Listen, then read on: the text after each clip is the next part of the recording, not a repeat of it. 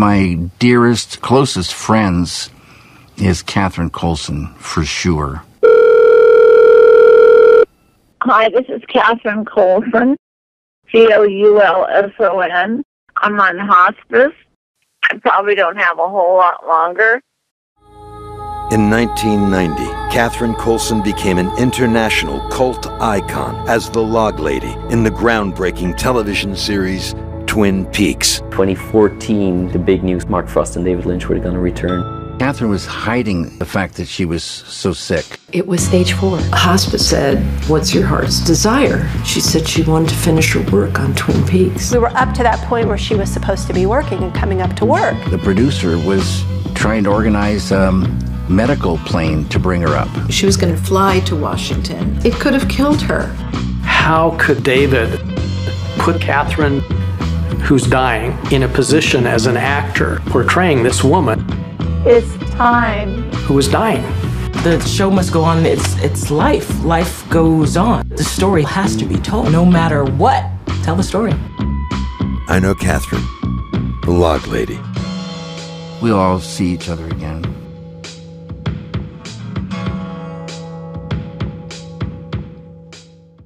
Boom, there you go. That was the trailer for I Know Catherine, the Log Lady.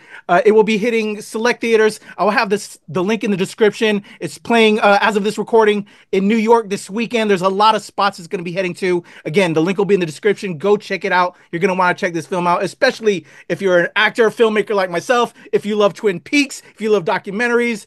But to delight us all in speaking about this wonderful project is writer, director, producer, Richard Green, as you see on the screen right now. Richard, I'm going to shoot out some air horns. It's going to be in post, so I don't deafen you. But we celebrate all our fellow filmmakers, our fellow creatives here on Nerds Rule the World. Thank you for your time today.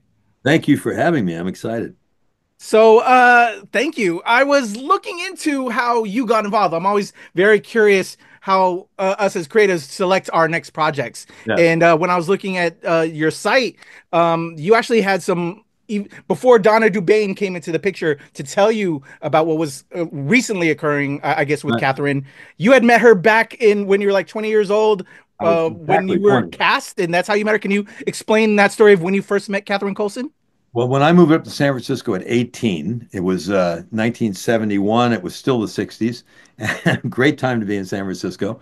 I moved up. I was working at a children's theater company and doing improvised verse in the streets. And I quit the theater company and did a bunch of improvised verse. Robert Shields, the famous mime, sort of helped me take my improvised verse act, which was a one-on-one thing at a Dickens fair, and turn it into a broad show. I was doing very well, making a bunch of money. If I'd go out of town, they'd write me up in the magazines. And through a series of events, I met with John Acorn and Donna Dubane, both of them in our movie, and we decided to start a new theater company, kind of based on commedia and a bunch of different elements that we all want. And Donna had been with Catherine in Circus, which was this original very revolutionary, David Lindemann, great director, revolutionary theater in San Francisco, which had a really heavy impact in LA. So all of the people who had been in Circus all of a sudden were immediately in Theater of Marvels. And we were doing wonderful shows. Jack Nance came up and worked, never Catherine. I didn't meet her until I was 20. I started the company at 18. At 20, I decided if I didn't go hitchhike around Europe for a year now, I'd never do it, right? So at 20 years old, I leave San Francisco. I give my dog, loan my dog, leave my dog with the Stillmans, who are in Of Mice and Men. My dog got the best notices in the play, by the way. Hilly was her name. And I come down to LA, and I'm going to say a couple of days with my mom, a couple of days with my dad. I'm going to hitchhike to New York. I'm going to try and work my way across the ocean on a tramp steamer to preserve the $600 that I had saved so assiduously that summer. And the third day, my father takes me to the Pomona Fair, and there's a racetrack there. And he says, "Oh, let's go to the races." I'd never been to a racetrack. My father said, "Here, you bet this first race. It's an exacta. You bet the first and the second, and you flip them." So I put $2 on 3-6 and $2 on 6-3, and I won $508. And I bet the next race a $5 exacta and won another $108. So I walked out, doubled my money, I had $1,200. Fuck it. I bought an airplane ticket to go to London, right? Return trip, and stayed in LA for an extra week. And Donna Dubane and Valerie Phipps Wilson, who was in Eraserhead. They come down to audition for this show, Mayfair Music Hall. The people who did the Magic Castle here in LA are going to turn an old theater into the music hall, English style music hall. And my street act from the Dickens Fair was with an English accent. I would improvise verse on subjects people would give me. So I'm going to Europe. I figure, oh, I'll audition. And when I come back, I maybe have a job. So I auditioned for them and they just get crazy. They got to have me. I got to stay. Opening bill. This is good. You'll get, So I decide I'll stay for, I stayed for 6 weeks, I think it was, 2 3-week contracts. And during those 3 weeks, 6 weeks, I hung out with V. Phipps Wilson, who hung out with Catherine, who had an apartment in Beechwood with Jack Nance, her husband, that David was staying at because they were shooting Eraserhead. So that very telling summer for me of 6 weeks hanging out in Beechwood Canyon with David and Jack. I had a bar tab at the Mayfair Music Hall, but I don't drink. But Jack drank, and David liked the wine too. So they would come and drink my tab away a couple of times a week. I'd say, "Oh, got another $20 on the tab. Come on down tonight, boys." And it was fun. David, looked dressed like Jimmy Stewart, talked like Jimmy Stewart, and I really thought Eraserhead was going to be a version of It's a Wonderful Life. So after a year in Europe, I got a wonderful scholarship through Robert Benedetti to Cal Arts. And I went to California Institute of the Arts. And midway through the year, Donna calls me and says, because she had come down, and Catherine now were basically running the AFI. They were the assistants to Gene Furstenberg and Antonio Villani, who ran the thing. And it's Catherine that kept David at AFI for 6 years to finish Eraserhead, because he was there on a 2-year fellowship, but he stayed 6 years and lived at the Greystone Mansion in the stables for part of it, and part of it with Jack and Catherine at that Beechwood apartment, which is in our movie.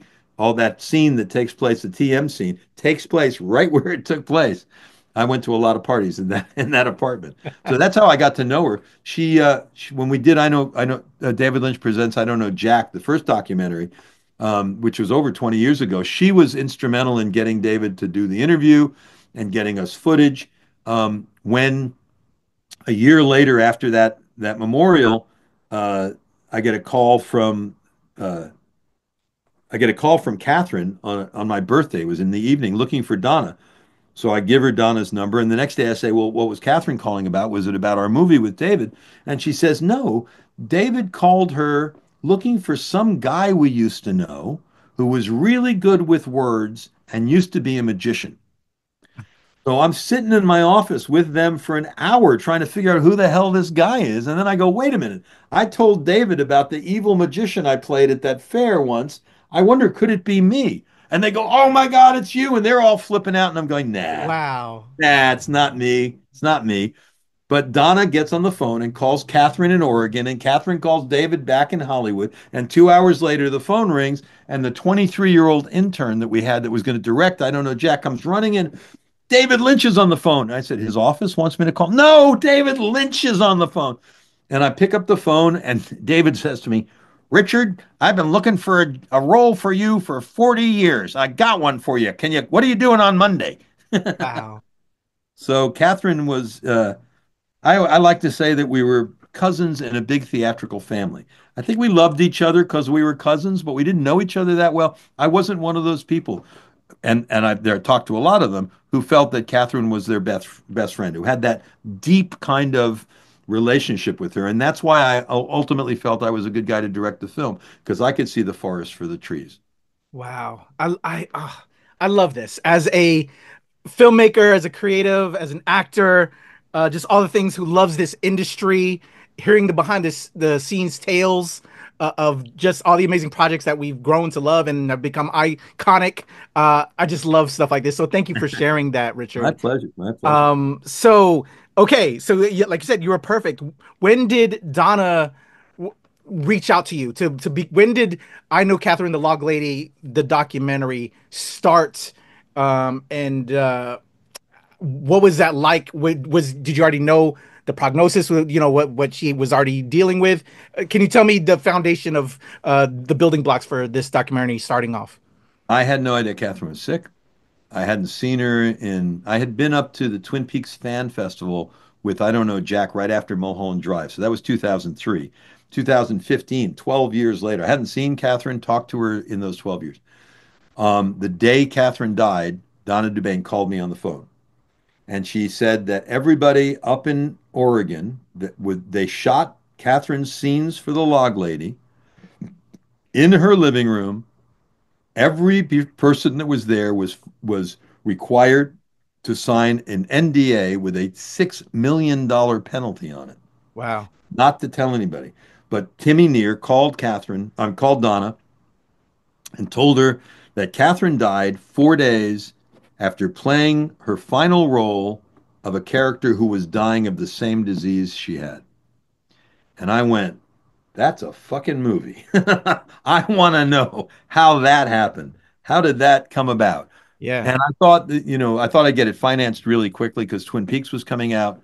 I couldn't, not because it wasn't a good idea, more because I didn't know who to call. I'm a Hollywood outsider. I've made 3 features. The only insider place I am in Hollywood is I had a very successful voiceover career for a couple of decades. But not unlike David, I'm an outsider. I mean, he's much more outsider than I am. But, I make films outside the mainstream. I knew this was an amazing story just at that moment. But when I interviewed David is when I committed to do this, that this was the next thing that I had to do. Because I just think it encompasses so much of who we all are, not just actors and writers and directors. I think this film will resonate with just everyday people who care about something and other people in their lives and want to do something special at the end of their lives, as opposed to giving up and flaming out. People want to do something valuable and make it a valuable experience. I don't know, for me in this country, we push death away. We celebrate it violently in movies and stuff. We see people dying, but we don't deal with the consequences of that, of the consequences of approaching that, and the consequences of what happens to the people around you afterward. Does it have to be a horrible thing that we're only here for 70 something years and then we die and that's a tragedy? Why? I don't know. I have no idea what happens when we pass. But I do fully believe that our job is to evolve here and make every moment as rich as we can and to grow so that we can appreciate it. I couldn't imagine appreciating the kinds of things I do now when I was 20, when I was 15, when I was 30 even. We grow into our awareness, and either that's a bitterness and a disappointment that the world isn't everything we expect it to be, or it's the challenge and the opportunity to make it what we want it to be. And I think that was what was so powerful about Catherine. Agreed. So well said. Such a beautiful, such a touching film. I was broken quite a bit. I can't lie, Richard. I think it's a film for everyone. Like you said, if you're a Twin Peaks fan or not, if you're a film fan, if you remember that set family as an actor myself, that beautiful set family that we form, just all the different people that you touch with this. And I only hope that I have that courage when I reach that end. Is her calling the mortuary a week prior to was amazing. And then just that back and forth with the person that picked up, I was like, wow. And then you start off with that and then you kind of end with that a little bit. And it just, man, it made me cry. Again, I'm an empath too, which is no surprise as an actor, right? I feel all the feels. So making this film, so David Lynch kind of clinched it that, you definitely have to do this film even more. So interacting, and you interviewed so many great people that were involved in that knew her. Yeah. A lot of Twin Peaks, obviously family, but that history, like, wow, the Disney stuff wowed me because I just recently returned from Disney World, but I've been looking into Disney history, was just so amazing. Can you tell me about getting the folks together that you brought to make that happen, to get them to share their stories, and helping them kind of, I think this is also relief in therapy in a way. I know as I interview you, as I've started to do more interviews as a filmmaker, it's become very therapeutic when I'm not working on film. I get to highlight and celebrate other filmmakers like yourself when I'm not working. Can you speak to interviewing the folks that you had involved with the I documentary? can. I want to give a shout out to Jenny Sullivan, who's our producer, close friend of Catherine for since the San Francisco days. Um, she was essential to getting the people on board with me, right? Zoe, Catherine's daughter, nobody would have helped this film if Zoe had not wanted it to be made. She was a little reluctant. It seemed a little early to her, but I knew what kind of a task it was going to be. So she's been very supportive, and this most recent cut of the film has a nice little thank you to her and the Coulson family, without whom we couldn't have made the film. Um, as I said before, the first interview was with David, and when I played the magician in Mulholland Drive, and I showed him that scene for the first time because he had written it in English, and then at the end of our phone call said, "Oh, I want it in Spanish, and can you do it in Spanish and French too, Richard?" And I'm like, "Okay, you got a translator?" He said, "Here's my home number. Call me tomorrow." And of course, he wasn't there. So I got a couple of people that were friends fluent in those languages and wrote it up, and then handed him a 21-page script. This is it in English, Spanish, and French. Do you want to see what I've put together? I don't know. You would appreciate this, man. I don't know where I got the chutzpah or the temerity or the balls to take David Lynch's 7-page monologue and turn it into a 10-page monologue in 3 different languages.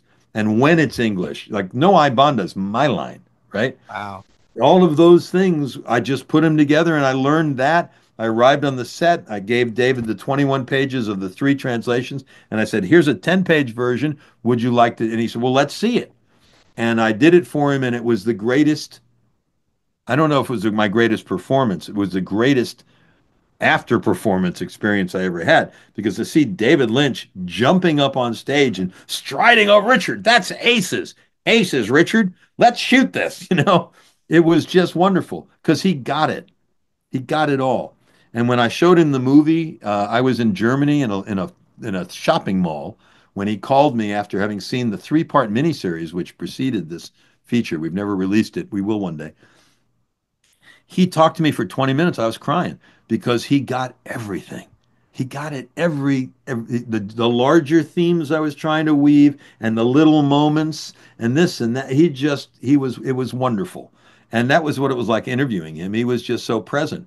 And, to me, he and Catherine are almost one and the same in that regard. If I'd been able to interview her for this movie, I think then we'd have qualified for an Academy Award, because I think her insight into herself and to the dynamics of other people was pretty amazing. Robert Schenkkan, the Pulitzer Prize winning playwright who did Kentucky Cycle, who's a friend of hers, who wrote a play based on elements in her life. He talked about her insight and just what a joy it was to talk to her about anything because she was so smart. Wow. It was powerful. Definitely. So again, speaking with David Lynch, to Donna, who again, she had passed away, I guess, during the making of this as well. Recently, yeah. And just everyone else you had involved.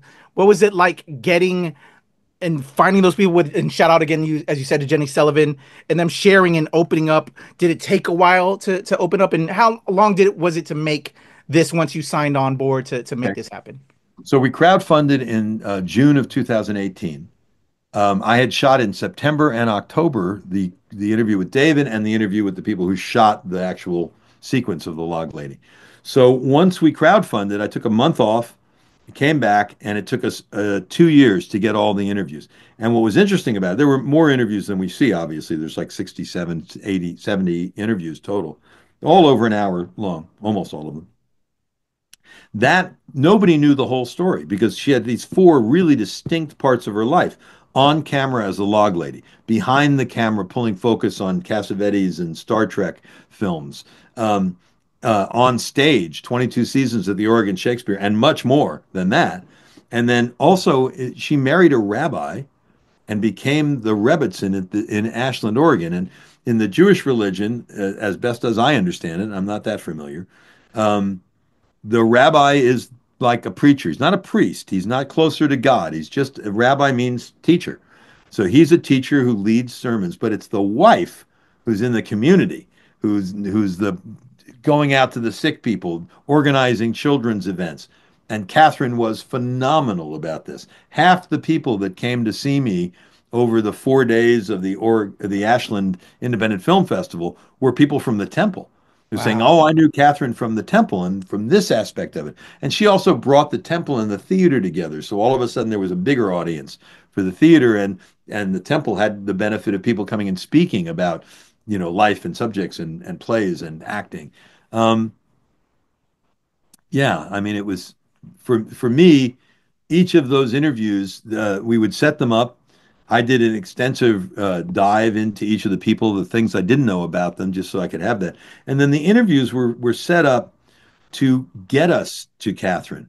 I wanted to know, when I sat down with Kyle MacLachlan, I wanted to know what his father was like, what his mother was like, how they dealt with him when he wanted to when he was becoming creative and doing things, what the influence was on these people before they came into contact with Catherine, so that I could understand how Catherine affected them. And I think that process of interviewing, which if we do another film like this ever, I'll do it again. There's tons I mean, I have an hour and a half interview with David. You see 5 minutes, maybe 10 minutes in the film max, right? There's incredible amounts of material there. But what it does for me as a filmmaker and as an interviewer is it allows the person who's talking to me to know how I'm hearing it, because they've set it all up. I knew what Kyle's value, how much he appreciated theater before we started getting into acting and working and how it works. So when people feel like know them and that you can hear them, and I'm a good listener, you're a good listener. We're feeding each other here, right? It's an ongoing process, and when that happens, people open up. Because they feel like, they first of all they remember things that they didn't remember. Writing the questions, you got to be pretty clever about, surprising people a little bit sometimes with something or how you got them to this place. But it's really all about opening it up and being able to discuss it and talk about it. And I think in a film, what we want is, we don't want conclusions. You don't want me to come here and give you all the answers that I've been saying for the last 3 months and I've got it written down and I'm really good at. No, you want me to search for that word. You want me to be with you, be present, experience it, remember it. And that creates these little moments where you see people go, in the movie, there's the perfect example is Lisa Loomer starts to tell a story about reading this book. And she says, I was reading, wait a minute, Catherine gave me that book. She told me, oh my God. And she's all excited because you're reliving that excitement of that moment or the sadness of a moment. And that was the interview technique. It took a while to get to the people, extensive research, and then a really well-written interview, which of course became just the guideline, because where they go is where you follow, and you're a good interviewer, you understand that. It was revelatory for me, each one, emotionally revelatory all the time. Wow. Agreed. Yeah. All the things you're saying is kind of like how I think about things, and when I'm pre-production, pre-pro for an interview, you definitely have to get ready for all things. I love that, and it actually makes me want to see all of it now. When it's like the Blu-ray cut with all the bonus features is dropping in and all of that, or set up a new YouTube. Richard, I'd love to go tune in and catch all of that. If you don't do another film. Tell you what we're thinking about. We're thinking about doing, and we haven't committed to it yet. We do want to bring out the 3-piece miniseries because it's so much more depth, so really interesting, and it's linear, right? Unlike this feature. So I think it'll be interesting to a lot of the audience. But also, we were thinking about doing a Patreon and giving people access to the full-on interviews with the questions and everything, the whole 9 yards. It's fascinating and exciting. It's really. Agreed. Oh yeah, that would definitely, I know, get fans on board. I know I would love to check that out. That's awesome. Oh my gosh, I just had a question, but it lost me. But in regards to the aspect of filmmaking and interviewing, as you said, you had an hour and a half conversation, I think you said, with Kyle, but then you got to chop it down and you got to fit where it fits with, that kind of like the line, the through line for this documentary. So once you got all the interviews locked, what was it like editing, kind of figuring all this out and putting it into what we have now for this documentary at the moment? So the question, as I understand it, is how did we determine out of hour and a half interviews what to use? it's kind of a reductive process. What I did was, because David and I both didn't want it to be only about Twin Peaks, we wanted it to be about Catherine. I didn't watch season 3 at all until after I had conducted all of these interviews. So I watched 2000, it was like 2019 or something before I watched it. The idea was to go for these 4 sessions of her life, get as many interviews as I could, and then keep reducing it down like you're doing like a good, I guess, a reduced sauce or something, where you cook it. So the first step of the process was doing the interviews. Then, once I'd gotten all the interviews, Kyle was our last, I sat down, I went through each interview and took out all the questions, made a new sequence that had no questions, just statement, statement, statement, statement, statement. Did that on all 70, 67 interviews, whatever it was. After I did that, I went through and watched all of Twin Peaks and watched it twice. The first time just to watch it, including season 3, absorb it. And the second time to go through into a new sequence, all the pieces that seemed to me to have resonance. And it's just going off of my gut. That's a great shot of Kyle. Put it in there. This is a statement that could be used. Let's put it in there. So I had like 4 hours out of that 70 hours of material. Then I went through and I created, I think it was 29 different beats of her life, like Disneyland and, each different section. And then also themes that had been coming up. So I had like 40 different, we called them elements, different themes. One of them might be breasts, right? And then I went through every interview had no questions now, just statements. And I cut into a new sequence everything that anybody said about that. So if I were going with Kyle and he said something about auditioning, it would go into the auditioning sequence, or something about this or any subject. So that took a year, probably, just to be able to do that. Once we had this chronological piece with all these different elements, I went through all the Twin Peaks stuff. Then I went and I started to go, okay, so now I've got 56 people making comments about theater, why it's valuable. What's the story? How do we tell it? So I would just sit there for days sometimes and watch a 40-minute sequence. Just, what keeps coming up? Where is it going? What's useful? So then I started building the sequences and then putting them together. The first assembly with no illustration at all was 9 hours. Wow. I know. Then I cut that down to 9 sections. It came out to 6.5 hours, and I printed it. We got an offer from David Bushman of Fayetteville Mafia Press. They're him and Scott Ryan. They run this company that does a lot of Twin Peaks publications and books and other stuff too. Beautiful company. They want to publish that 6.5 hour transcription, just put it in book form. So from the 6.5 hours unillustrated, I sent it out to the people that could tolerate watching that much material and give me feedback. And the next big decision was, do we go with a feature or do we go with a 3-part miniseries? Because I could easily see this thing taking 3.5 hours to tell the full story in a linear fashion. And miniseries were being bought up by the festivals and by the streamers at that point. And I thought, if I cut the feature first, I'll never go back. How do you go back after trimming everything down? But if I cut the miniseries first, and then we decide the feature is the better way to premiere it, I can cut that down. So I did a linear miniseries, 3.5 hours, 3 parts. That's the first thing that David saw. Okay. And loved and just blew me away, and I was in Frankfurt listening to him talk about it.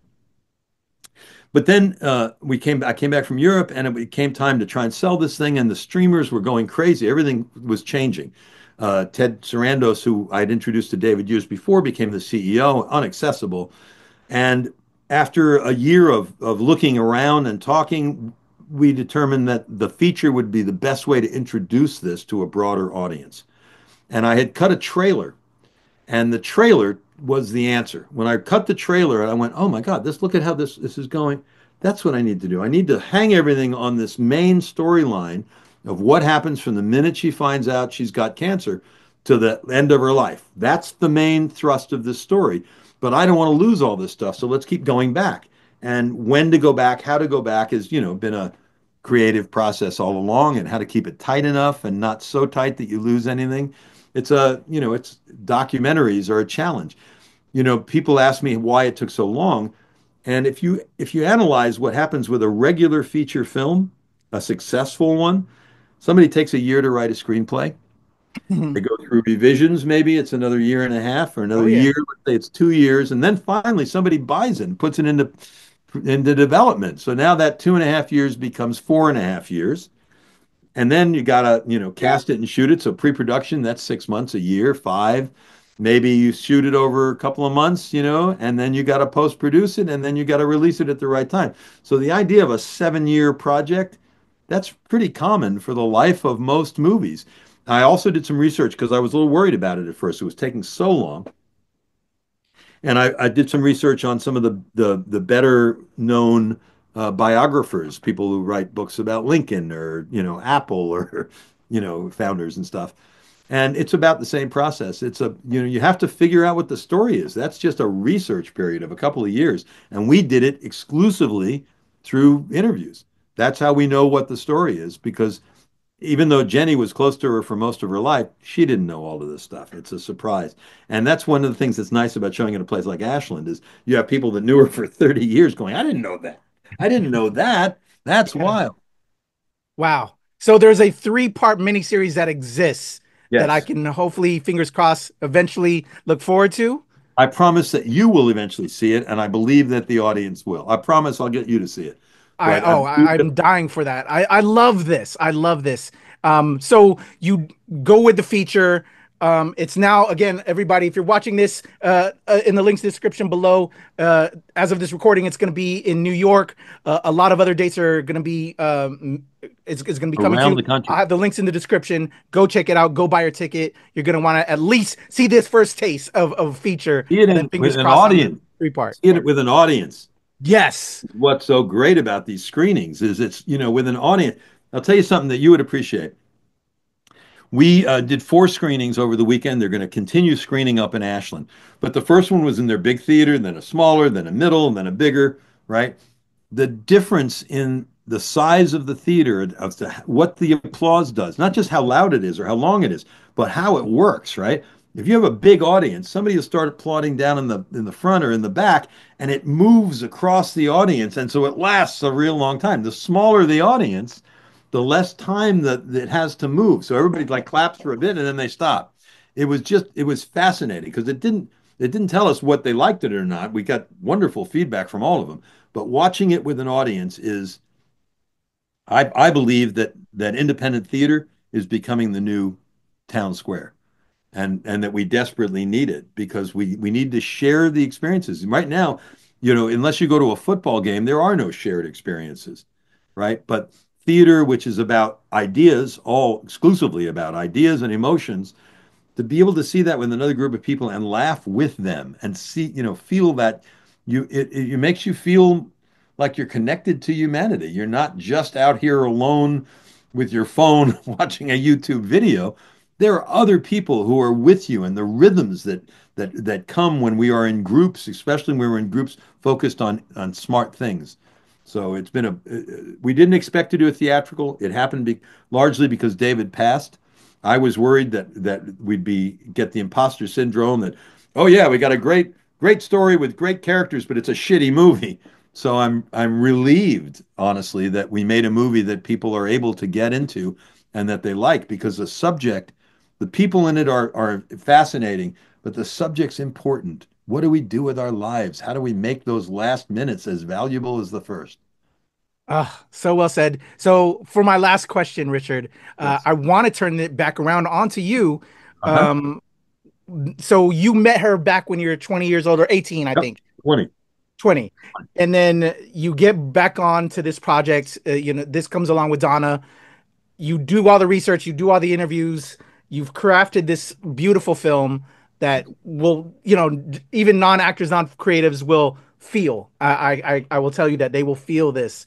What was the biggest lesson you learned about yourself, seeing, learning more of her story? You already had your own part of the story of your relationship with her, but hearing everyone else, and then just, these people, these as creatives, if not them directly, people like them as being in this industry, like for so long, and then seeing this courage at the end of life. it's such a beautiful documentary, Richard. But I want to know what you took away with this whole experience and what it made you. What it has it changed for you going forward? So when I was at the when Mulholland Drive opened the Cannes Film Festival in 2001, I had two films in the marketplace. I didn't get into the festival, but I had 7 Years Zigzag, which is my own feature, my first directorial effort, told entirely in narrated rhyme over original swing. And David Lynch presents I Don't Know Jack. And we took him to the marketplace. And through a series of odd things, my band, I had a 14-piece new swing band on stage at the opening of the Cannes Film Festival in 2001. David wasn't there that night. I ran into him the next day. He invited me to come to the screening of Mulholland Drive, the premiere of it at Cannes, which is the big deal. And Donna and I both got to have dinner with them and get in the limos and go up and see the red carpet screening. And everybody in David's entourage was doing TM, Transcendental Meditation. And I thought it seemed really culty. It seemed weird to me, and I wasn't interested in pursuing it. I'd heard you pay some money, they give you a word, and you say the word, and it transforms your life. And it's a little bit oversimplified, but it didn't sound like a good thing to me at that point. When I interviewed David in 2017, his stories, his telling me about the origins of his interest in TM and Catherine's experience with him in it, convinced me that it would be a good thing for me to do to understand David and Catherine. And also, he was touting that it's a great stress reducer, and I was being forced to do some things I didn't want to do with my house at that point. I had to sell it. So I did the TM training through David Lynch Foundation, which helps at-risk kids, battered women, and soldiers with PTSD deal with their issues in life. That trains them in TM, not a religious thing, just the technique. That made a tremendous impact on me as a person to get through this 7 years. It really has changed my life doing the TM. But the biggest thing that I got out of it, and it's partially TM and it's partially hanging out with David Lynch and Robert Schenkkan and Lisa Loomer and all these really smart people, it just affirmed that something that I think Catherine was really all about, which is whatever you do, do it with your whole heart. Don't sit and worry about it. Is this the right choice or is that? Do it. Make the choice. Lisa Lou, we cut it. It may come back in the movie just in this next last final tweak. She has a line that, Catherine would say, go to the party.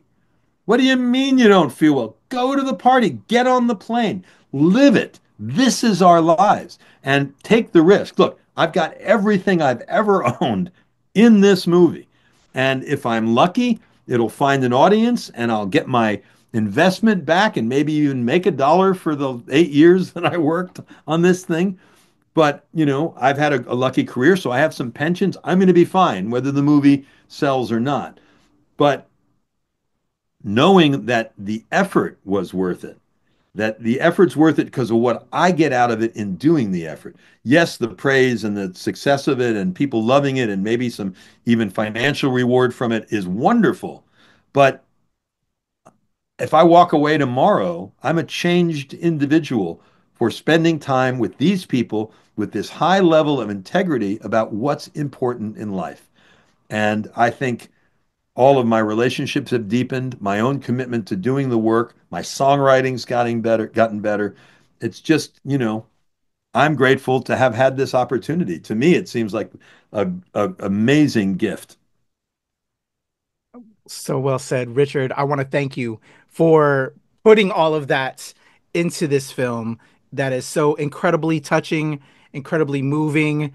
If you don't cry, y'all, you have no soul. Buckets were coming out of me. Thank you so much, Richard, for your time and for this film. Again, I want to remind everybody, I'll have the links in the description below so you can go see this film right now and support it. And just, we're going to put a hashtag or something on Twitter that we need, or X, whatever they want to call it now, that we need this 3-part miniseries. We need more because just the messaging in it, outside, even if you're not a Twin Peaks fan, it's a message of a person that lived their life to the fullest and wasn't scared when it came that time, because we all go through it. Now I feel like I'm going to cry because I'm remembering that call again. Like she said, we all go through it. And it just hit me so much. Richard, Thank you so much for your time. Rest in power to David Lynch, to Catherine Coulson. I know Catherine, the log lady. Again, description below. Go see this film. The Amazing Richard Green. I'm Kuya P. Nerds rule the world. Thank you, buddy. Pleasure. Thank you, sir. There's a cut. Let me hit.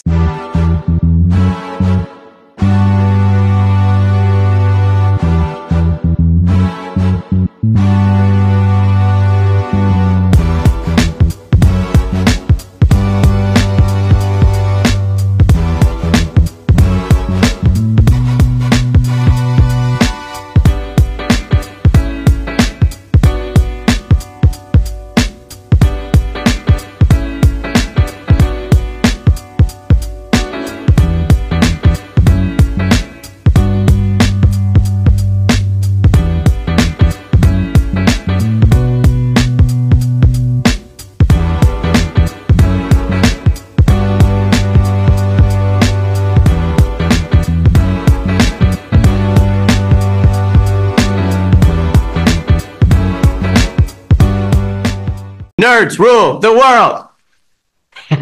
Pleasure chatting with you. Love to all my nerds who rule the world.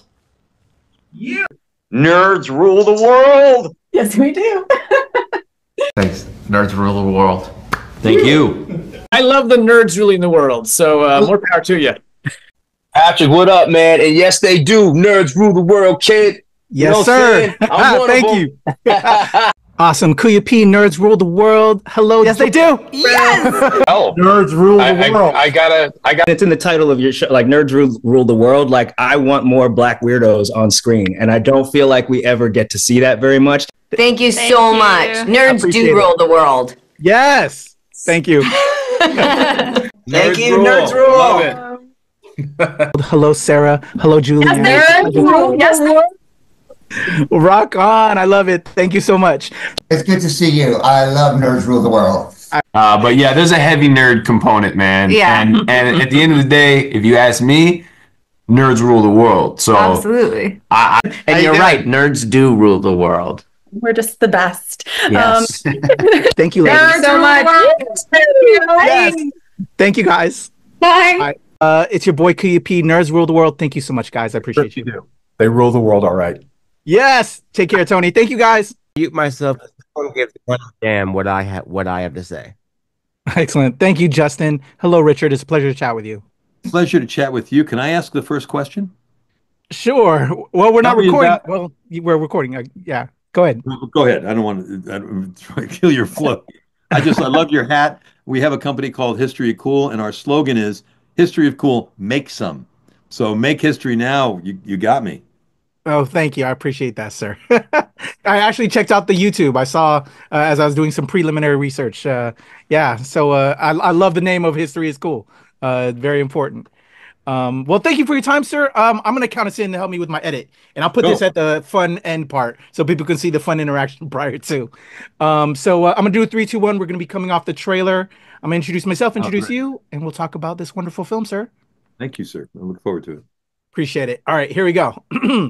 In a 1, 2, 3.